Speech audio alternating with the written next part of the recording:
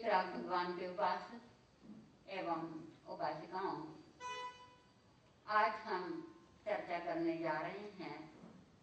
विषय है मृत्यु महोत्सव। कुछ लोगों ने ये विषय पढ़ा, हमारे पास आकर के कहा, खासकर कुछ बहनों ने, महाराज साहब यो कोई विषय रखियो, पदुस्नारा दिना में यो विषय। आपको कैसा लगा? हमने ये विषय दिया, आप बताओ आपको क्या लगा? बहुत बुरा है ना ये विषय? अच्छा नहीं लगता ना? अच्छा है?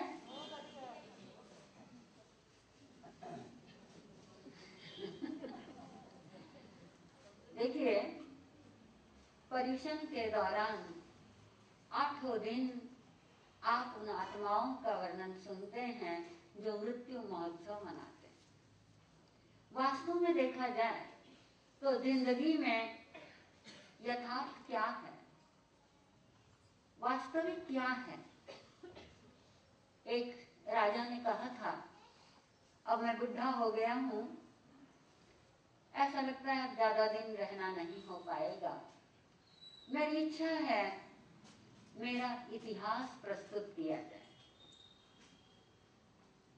जो अच्छा इतिहास प्रस्तुत करेगा उसको मैं 5 गांवों की जागीर दूंगा। अब जो भी इतिहासकार थे लग गए इतिहास लिखने में, खोज करने में। समय दिया गया 6 महीने का। रात दिन एक करके इतिहासकारों ने इतिहास लिखा। कुछ ने ग्रुप बना बना करके इतिहास का लेखन शुरू किया। 6 महीने बाद एक इतिहासकार आया, एक दिन पहले ही पहुंच गया। उसने कहा, राजन मैंने इतिहास लिखा है और बड़ा विस्तृत इतिहास लिखा है, आप देख करके बाग बाग हो जाओ। महाराज कब प्रस्तुत करूं? उन्होंने कहा, कल ही, 6 महीने पूरे हो जाने वाले हैं, कल प्रस्तुत कर देना। उसने कहा ठीक है, लेकिन मैंने जो इतिहास लिखा है उसके मोटे मोटे 25 वॉल्यूम्स तैयार। उन सारे वॉल्यूम्स को लाने के लिए आपको एक गाड़ा देना होगा, क्योंकि बहुत मोटे मोटे एक एक उठाना मेरे को मुश्किल है। राजा बोला, अच्छा ले जाओ गाड़ा। वो गाड़ा लेकर के गया। दूसरे दिन गाड़े पर सवार होकर के इतिहास के ग्रंथ आ गए, दरबार में पेश किए गए।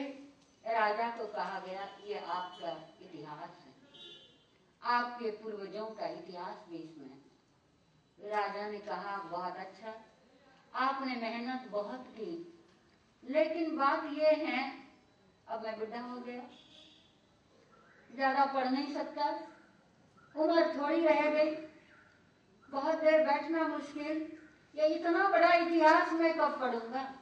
मैं तो अपना इतिहास जानना चाहता हूँ। इतने बड़े ग्रंथ पढ़ना मेरे बस का नहीं, ये इतिहास मेरे काम का नहीं, मुझे एक छोटा इतिहास चाहिए। एक और आगे आया इतिहासकार, राजन मैंने केवल 1 वॉल्यूम में इतिहास तैयार किया, यह आप पढ़िए। राजा ने देखा वॉल्यूम तो 1 है, बड़ा काफी है। उसको कहा, 1 पन्ना सुनाओ।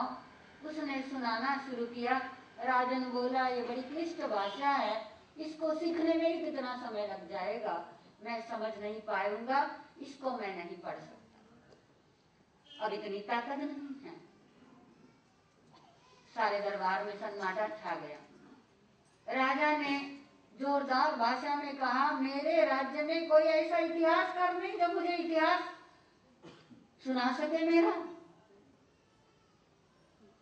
एक विद्वान खड़ा हुआ, कहने लगा, राजन मैं सुनाता।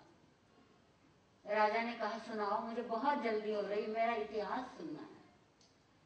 कहाँ है तुम्हारा ग्रंथ? राजन, ग्रंथ आप स्वयं हैं।